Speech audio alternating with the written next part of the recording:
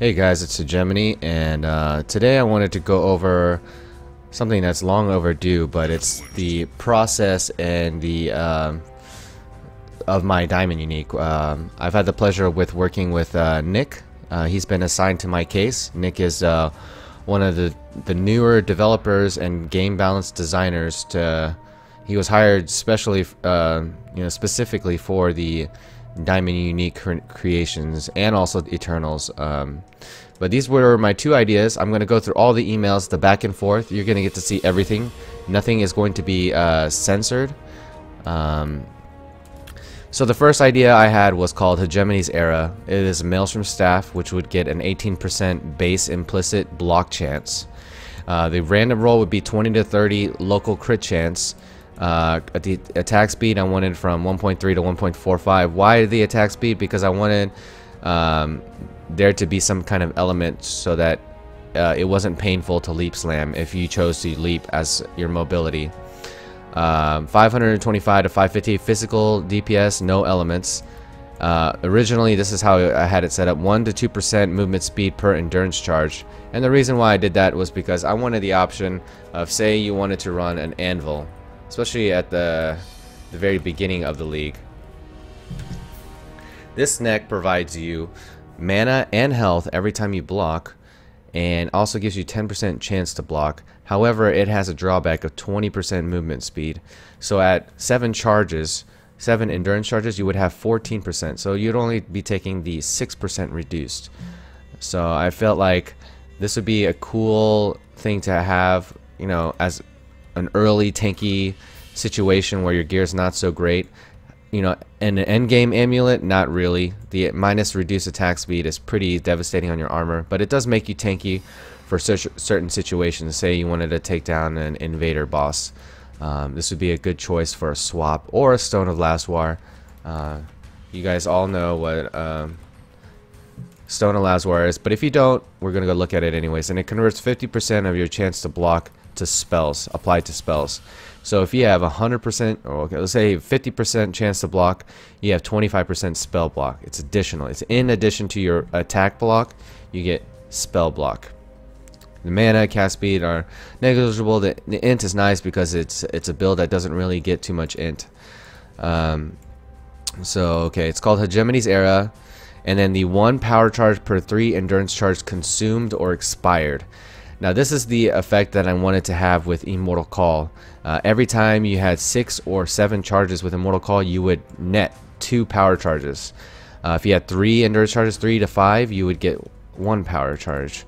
However, there was a complication in the interaction with Vol's Devotion,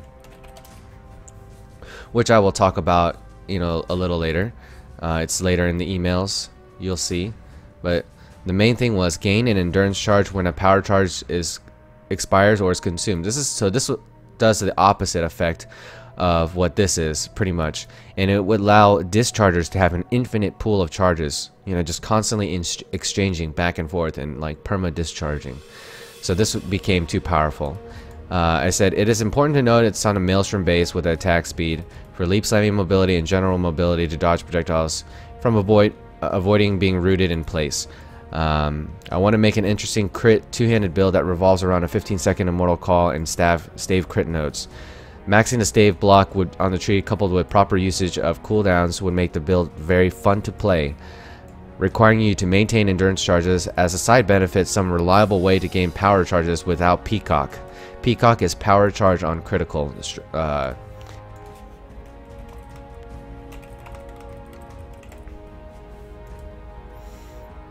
So we take a look at this gem. This is the gem that provides you 49 plus 20%, so 69% chance to gain a power charge when you crit. So I wanted to avoid using that as one of the links. It's also a 110% mana multiplier, which is negligible. Then we have the movement speed perk would be to counter something like the Anvil's Reduction. I have no issues with this item being as rare as Soul Taker, Voltaxic, and sharing this the base of Tear and Shiver, which is also on a Maelstrom. So if you chance it, you know, you could very well likely get a Tear and Shiver instead of a Hegemony's Era. In fact, I prefer it to be rare, not like near impossible, not like a near impossible rolled Maelstrom's physical staff. The other wand I had, or the other idea, was a wand called Hegemony Unchained, 1.5 attack speed, imbued wand. The physical DPS, I would think it would be something like 85 to 130, and the 20 to 30 local crit chance, and then the two effects would be +1 chain for every power charge. Wand attacks cannot use multiple projectile supports or chain. That means you cannot link fork, LMP, GMP, or chain with this wand. However, for every power charge you would get 1 chain. So the idea is to reward the single shot and aim and momentum. Chaining up to 7 times on a single shot, with the first shot being as potent as the next. This is the important part. So you know, in like World of Warcraft, you had the shaman, you know, chain heal or whatever. I didn't want it to water down. Like the first target you select, the main target, gets the bulk of the heal, and then it, you know, bounces and gets weaker. I didn't want to deal with the less damage caused by LMP chain. I would replace those supports with fast attacks and increase physical projectile damage. This would allow for more interesting arsenals to your combat, whether it be Immortal Call or casting damage taken or multiple curses, in addition with the, you know, possibility of running Empower or Enhance on your links, since you won't be needing a 4 link for a single target anymore, just your 6 link for your attack. I'm okay with this item also being very rare and sharing its base with Moon Sorrow. So it would be like Troll Shavs and Troll Tear and Shiver, I guess is what you would say. Like, you know, kind of like 2 uniques sharing the same base. One of them is godly, one of them is shit. You know, so Moon Sorrow. Everybody who would be try to chance the imbued wand would most likely get a Moon Sorrow instead of my wand. The build would be weaker against the mass heavy packs, but extremely efficient so long as you kept up your momentum. Alright, so he says, this is Bex, quality support agent that handles, you know, support at Grinding Gear. He goes, "Hey Dean, my name is Nick. I work with the balance and design team here at GGG, and I'll be helping you put together your item. Sorry for the delay. I like the idea behind Hegemony Unchained, but I've spoken to our programmers. We can't have anything that uses a variable as flexible as charges affect how skills interact. It's mostly a sync issue. If your client has 9 power charges and are expecting a massive storm of chaining, but the server says those charges have expired, you'll see wild effects and the server will sing a single shot, and the damage will reflect what's happening on the server. Very disappointing for the player. The staff idea is more doable, sort of. We probably can't do the 1 charge per 3 mod, but we can give the staff a chance to convert instead. But I don't think we could ever do a endurance charge to power charge conversion, as Vol's Devotion does the reverse. And the combination is too dangerous. We could probably do power charge to endurance charge conversion with a chance, which I did not want. It's not hard to generate endurance charges. It's hard to generate power charges. So this was completely, you know, nixed by me. If that doesn't appeal, please let me know, and we can look into further options of achieving a physical staff build. Nick. Okay, so I replied, I wanted to make a build based on the armorless staff character that uses Immortal Call as its primary defense function. Along with the block chance from Bringer and the staff block knows a very good life regen. I feel like the character not being able to equip a shield, you can reasonably attain 50% block chance. But also the staff crit nodes are few and far spread, not necessarily efficient either. The basic setup would be able to run power charges without running Peacock. The build is very risky to play, but requires a lot of finesse in making sure you keep up your charges with your Immortal Call. Being able to scale the proper button mashing sequence is how I wanted to reward the user with power charges. I can see how Vol's Devotion AME combination is too overpowered.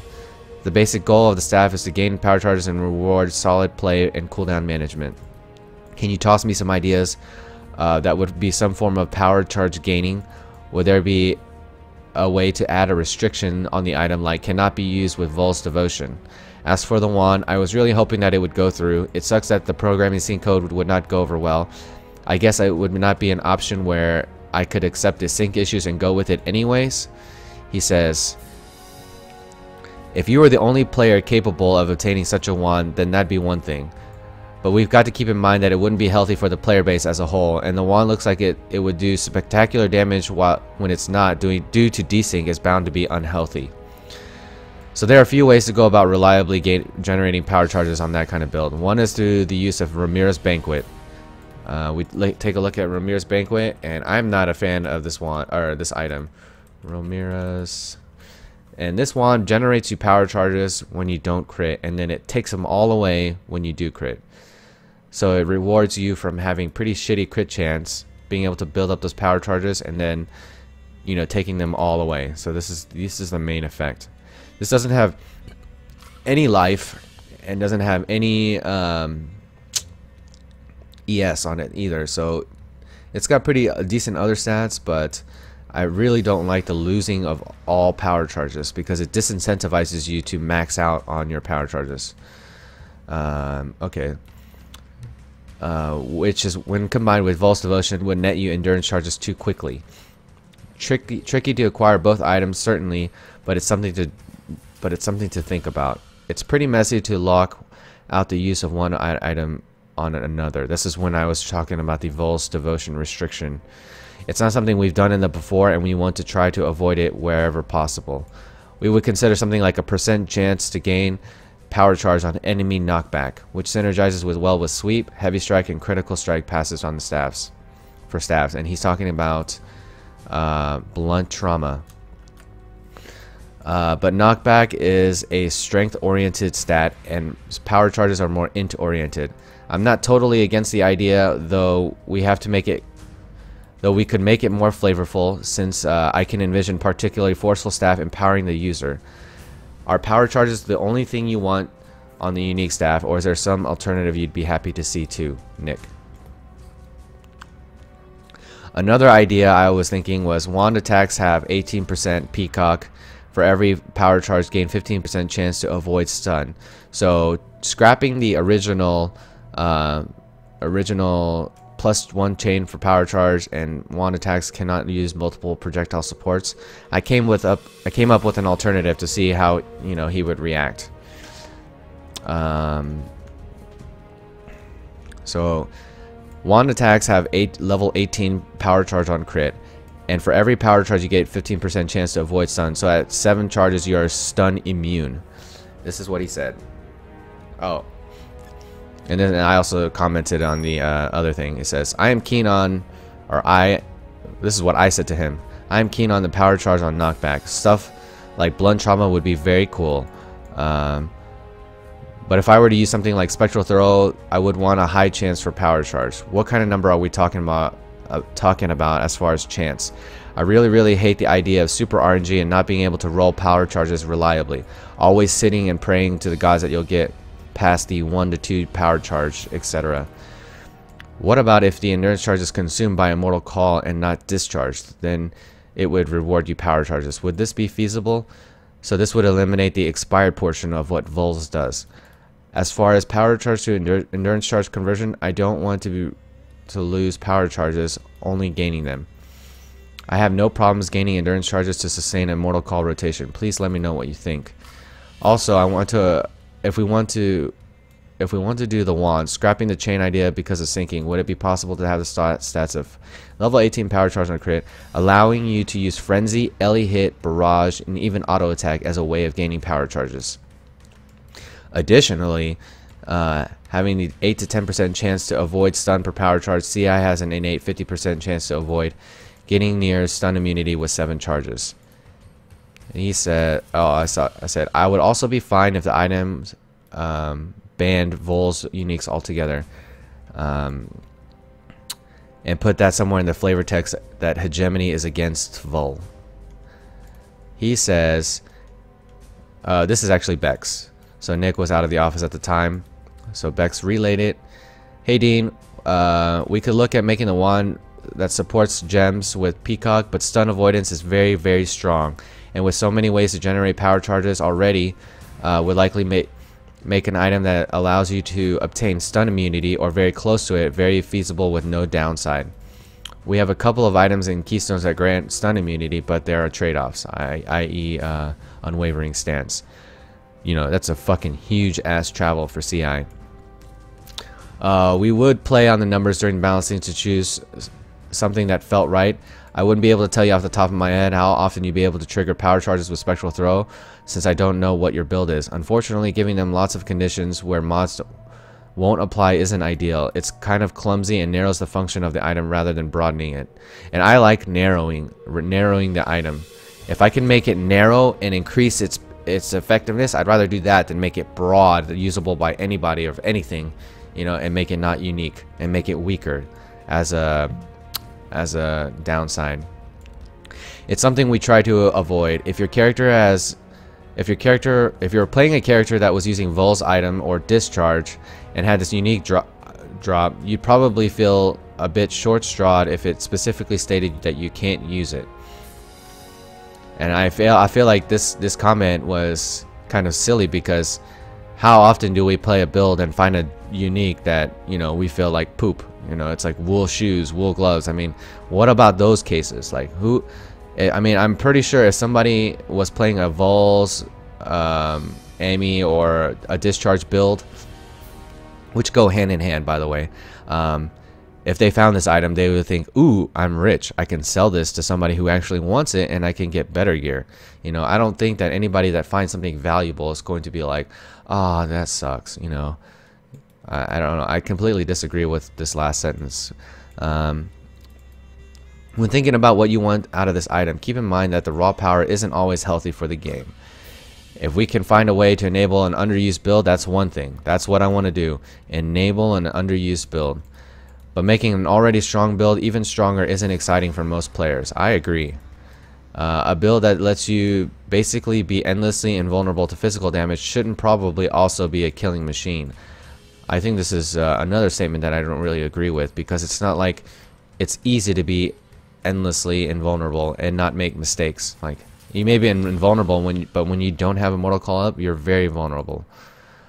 If you have a character that you'd like this item for, please let me know the name. I'll check out the build and take a look at what might work. I feel like this league in general and the game design around sword and shield, Saphil's frame, Lioneye shields in general are much better options, especially in a hardcore league. And they also get great DPS rewards with fast elemental attack weapons or soul taker, etc. The popularity of staff builds is abysmal because of the risk factor. Without Bringer of Rain, Maelstrom Staff, you're sitting at, or without Bringer of Rain and Maelstrom Staff, you're sitting around 29% block chance. Even at 50% block chance with Bringer, you can only get 25% spell block. So you are extremely vulnerable to spell, bosses, and mechanics. I feel like the vulnerability of the concept of the two-hander should be compensated through its DPS output. As far as the short straw I feel like as a game design, you would be happy to find items that were worth a lot to somebody to help create your wealth for your own build. I feel the more short straw when I find the 120 of the uniques that are worth nothing, especially the troll shafts. Without some kind of other unique way to use charges on the wand, I feel like I want to ditch the wand idea. I do feel like it's much harder and less common build due to the rarity and being able to sustain the costly wandings, supports, and gems. By this I mean, number one, it's very hard to find a Fizz wand that's worth a damn, and then once you tack on, you know, supports to these expensive wand skills, you need great mana regen, maybe even Eldritch Battery, good leech, and good damage. There are way too many drawbacks, including its rarity of its items in new leagues, to not run them at all. Ellie Wanding is flavor of the month because it's so accessible and you can run them extremely well with life pools. Fizz Wanding always seems to have its niche with CI or low life. Let's focus more on the staff and run with Hegemony's era. I'm keen on the knockback rewards power charge. What kind of percentages are we talking? I would like something more sustainable, as long as you're attacking within 3 to 4 seconds of your last power charge gain. Given the recent talent tree changes, I had to drop stave nodes between Templar and Marauder. I lost another 4% block. Here's what the build would look like on Invasion and Hardcore. The Duelist. Pros and cons with the build. Can be somewhat invulnerable to physical damage so long as you manage both Enduring Cry and Immortal Call properly. Decent life regen, 46% block chance with Bringer of Rain. Cons with the build.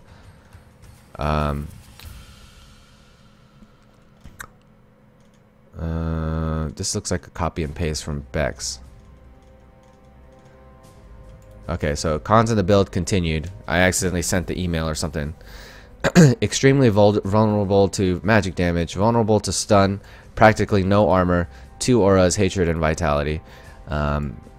In summary, please try playing the spec against magic bosses and other elements or physical threats. It takes extreme finesse. One mess up can result into your demise. This is where I feel like you can reward with great damage via power charges and physical damage on the staff. The whole one-handed shield meta is extremely tanky, so this would be some tankiness provided that you hit the right buttons at the right time. Test out the build yourself without the shield. My Scion's name is Hegemony. Use her gear set. However, I have not played her since Nemesis. Let me know what you think. The tree itself is spread very, very thin. I can't get all the great staff crit nodes because I have to invest a lot into life and endurance charges, forcing me all over the left side of the tree. Regards, Hegemony. Then he says, we have to play around with the potential. I'm looking at a 10% chance on knockback because Sweep has a potential to rack up quite a few hits with this trigger. Before we go down this road, if you are just after high crit chance, can we just add a crit chance on the staff? It's simpler and cleaner due to less potential to hit certain broken states. Lets us be more free with it. I'm not too keen on static crit. I would like crit chance on the staff, however, I'm very fond of the momentum-based build-up design. Thus, power charges seem the most logical way to scale and reward the user via momentum. 10% sounds quite low. I don't want to strictly be held to use the use of sweep. Sweep is often a very dangerous and vulnerable way to put your character in a risky situation because of being rooted, with multi-strike especially. If I chose to go Glacial Hammer, Infernal Blow, or even Spectral Throw, I still want some kind of reliable way to keep up power charges. Sweep would probably favor the ramp-up period, but I don't want it to be the clear-cut choice for AoE. Maybe even a crit Cyclone. However, with the testing, I found Cyclones do not work well with Immortal Call-centric build because, spinning and stopping to cast Enduring Cry, it felt very, very clunky to make an Immortal-based Cyclone build. It is the main reason why I went with cast on damage taken Cyclone, for that reason, due to being locked and not having enough time to micromanage your cooldowns. Thanks again, Nick. Look forward to hearing back from you. Next one, he says, like I said, until we do the testing, we don't have a concrete number. 10% is an estimate. I agree sweep is dangerous, but we need to work out how to tune these items. We have to use the most exploitable cases, which he's talking about discharge, which they carry, in this case scenario would be any move that can hit a lot of enemies with a knockback in a short period of time, i.e. sweep. Though you may not really use it to build power charges, we have to labor under the assumption that someone who gets this item will. So he wants to cover all grounds, is what he's trying to say.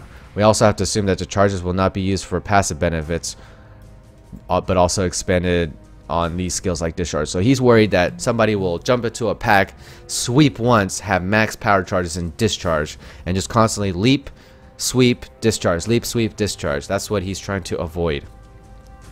That's why I'm personally not a big fan of power charges.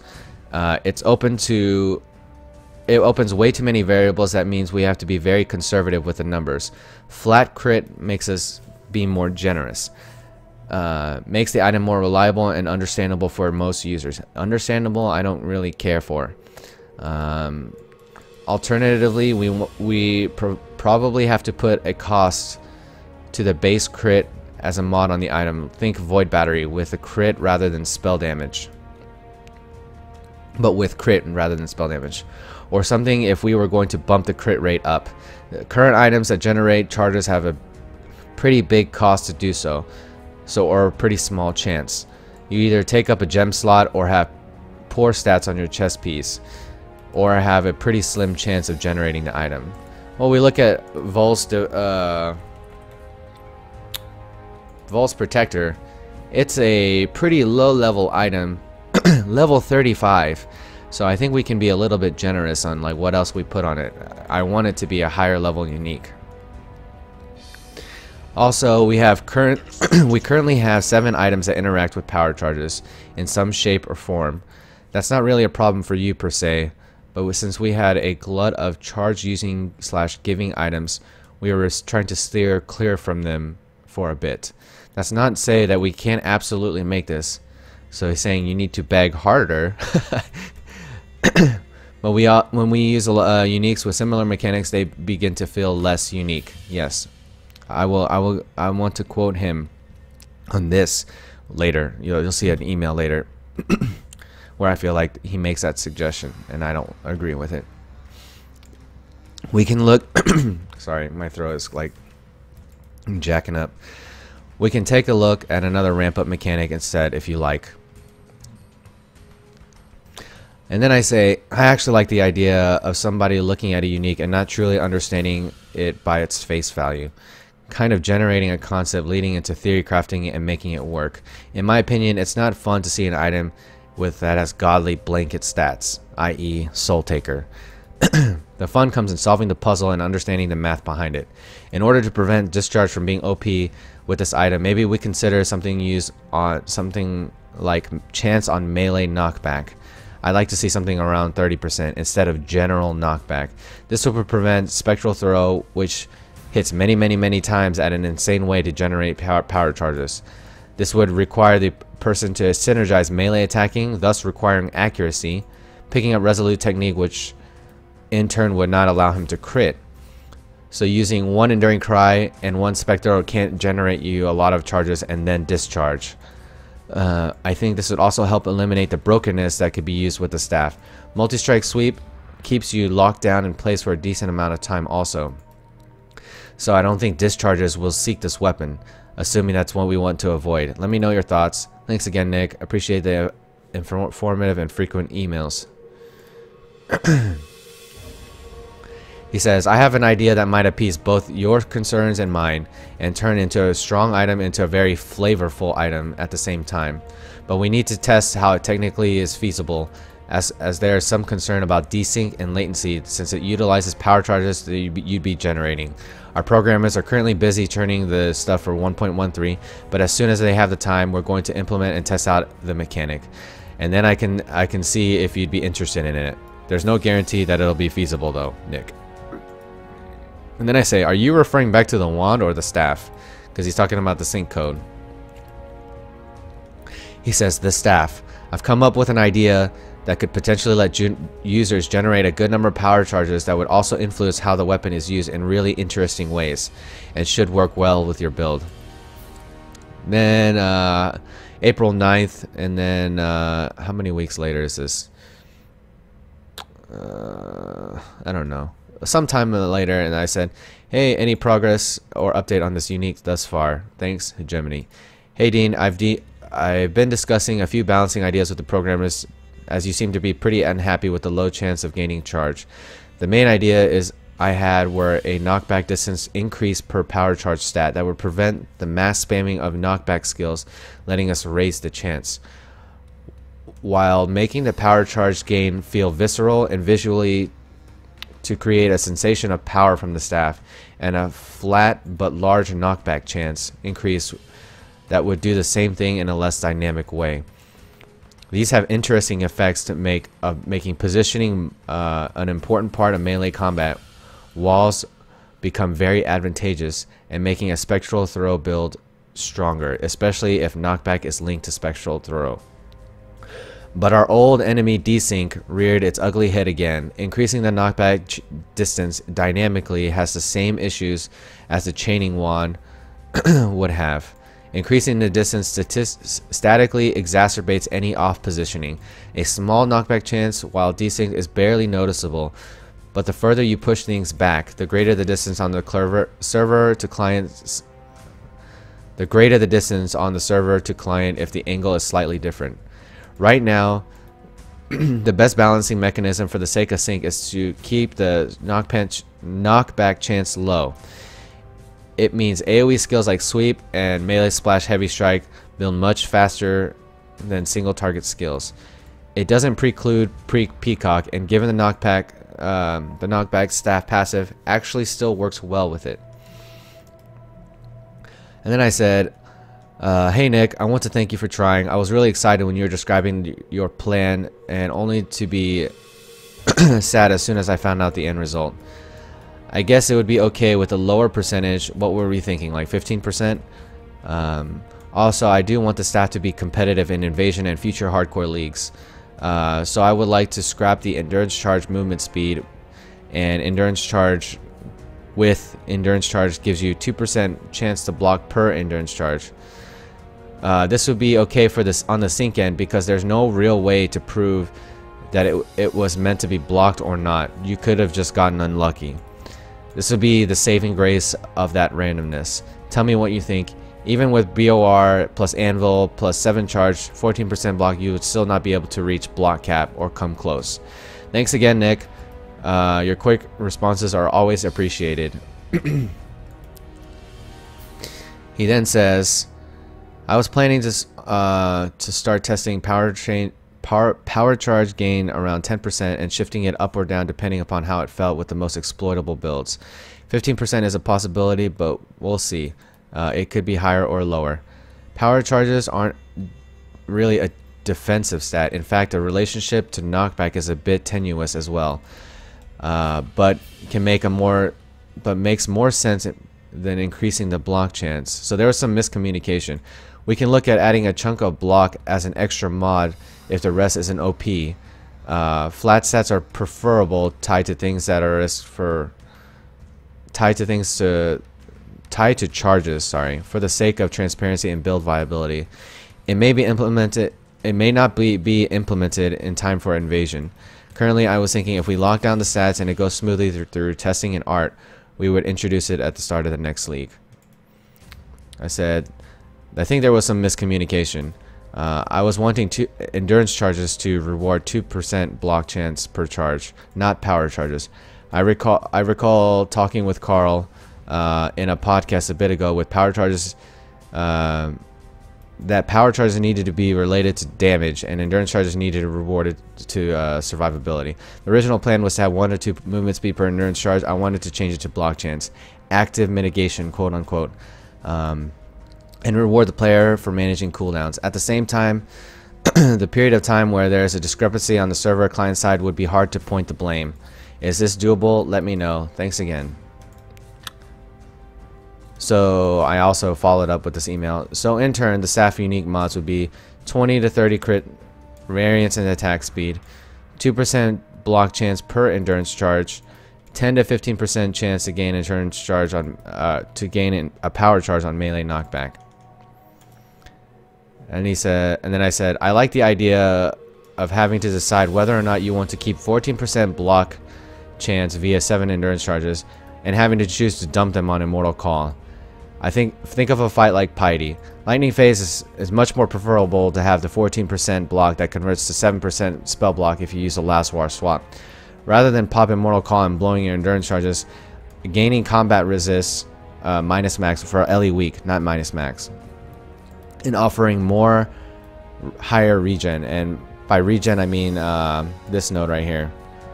You get % regen per endurance charge. So when you're fighting Piety and the Lightning Phase, you'd rather have the plus lightning resist if you're in a, an LE weak map, or you'd want higher regen and higher block chance. So that kind of decision making makes the staff even cooler, in my opinion. You can go really tanky against physical, or you can use, a somewhat benefit or advantage, to handling magic-based bosses better. It's not going to make you OP against them, but it's a clear-cut choice for fighting, such a boss. Bex replies because Nick is not the first one to answer the email, and then he said He said, "Hey Dean, sorry, I totally misread that change in the email. While I agree that it's an interesting decision to make in certain situations, I think having two different charge interactions on one item is a bit confusing. Heck, it made me misread what you wrote. What you'd end up is a chance to gain one type of charge, then the effect of an entirely different type of charge, which is pretty counterintuitive. And the added depth of the situational, and the added depth is too situational for it to be worthwhile." That's what I like. I like the complexity and the diversity of the item. Its functionality has several variables, namely the number of charges you have, the type of damage you're facing, and the particular skill and gear setup. Here's what I would advise: a flat block chance in addition to what the staff already gives you. Then, as a separate mod, a chance to block, generate an endurance charge, a bringer of rain endurance charge stat. This is what I wanted to avoid. I don't want to make bringer of rain and this weapon make you give like 20 to 25% chance to gain an endurance charge when you block. I don't want it to become automation that you don't have to hit enduring cry all the time. Being able to cut corners, go into rooms, pick and choose which packs you enduring cry siphon off of, I think is an interesting mechanic. Adding another bringer of rain effect on this, I think would, it's not that unique. It's already been done. This removes the confusion about generating one resource and utilizing another. It's also cool that it's a flavorful do an offensive thing, gain a power charge, do a defensive thing and gain an endurance charge. How does that sound?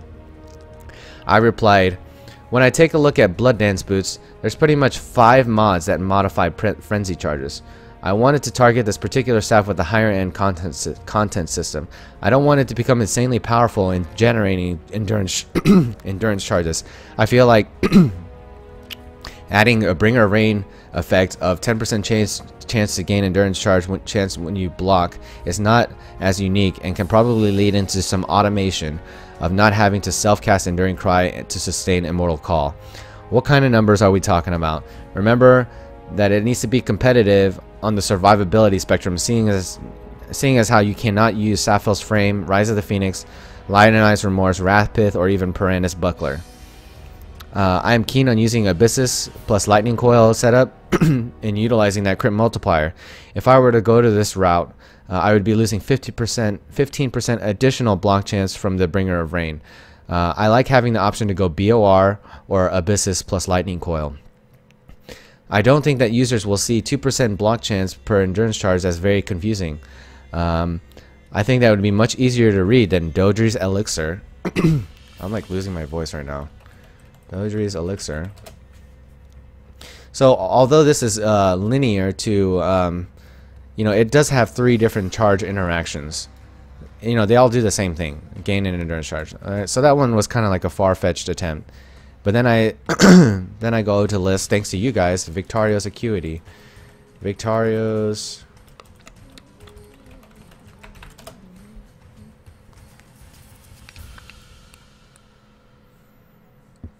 Alright, so this one has a frenzy and power charge interaction, and they do both, they do different things functionally. One increases projectile speed, the other one increases projectile damage. So I'm like, alright, well, let's take a look at this amulet. This seems like way more complicated than mine. Then we also have the Frenzy Paragraph of Blood Dance Boots. Blood Dance Boots. These are the famous ones made by what's his name? Monopoly Legend. So you got 2% movement speed per frenzy charge, 0.3% or 3% reduced attack speed and cast speed per frenzy charge, 1% life rate regen per frenzy charge, 20 to 30% chance for frenzy charge, and then 6% damage against enemies on low life. This is probably one of the most in-depth modifications to charges. And then we have Duresa's Defiance. This is the endurance charges version. Duresa's Defiance.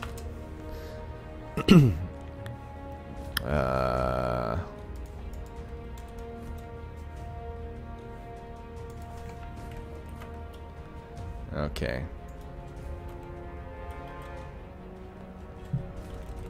Dureso. Oh, it's with an E. Sorry. So this one has, you lose all endurance charges when hit, you gain endurance charges when hit, and on top of that you gain onslaught. Like, onslaught, who the fuck knows what onslaught is? Like, only people that have played this game. And you know, onslaught was first appeared, I think, on King Kongor's two-handed mace. Onslaught is like a big question mark. Everybody knows what block chance is. I don't think that's just very confusing.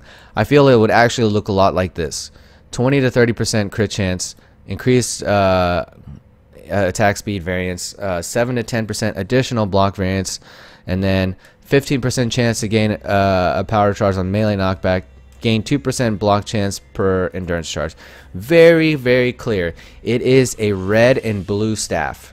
Staves are red and blue by nature. Let me see if I have one in my inventory. Two-handed. Oh my god. Please, please, please. I have to have one staff in my inventory. Alright, well, let's just fucking look at it, alright? Maelstrom.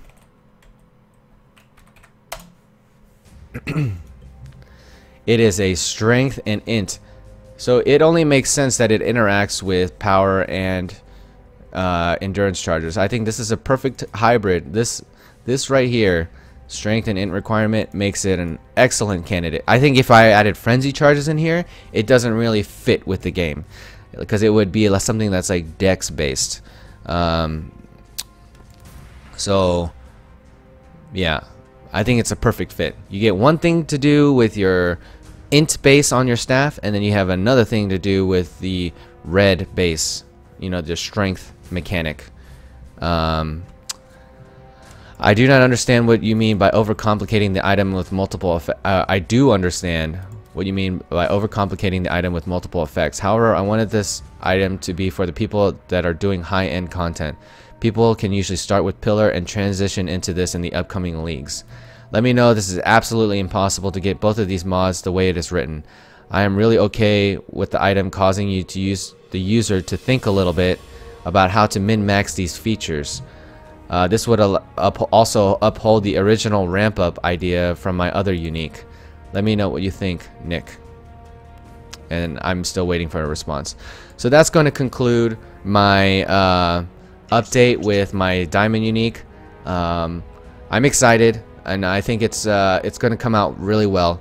If you want to tune in to, you know, the progress, feel free to check out my stream. I'll make a habit of highlighting it when I can. I can get an email like once a day, twice a day, 3 times a day, and I'll usually update my in-game status of what I'm doing. So that's a good way to catch, you know, what's going on in my stream and when I go live and when I'll be back. Thank you guys for watching, and I'll see you guys later.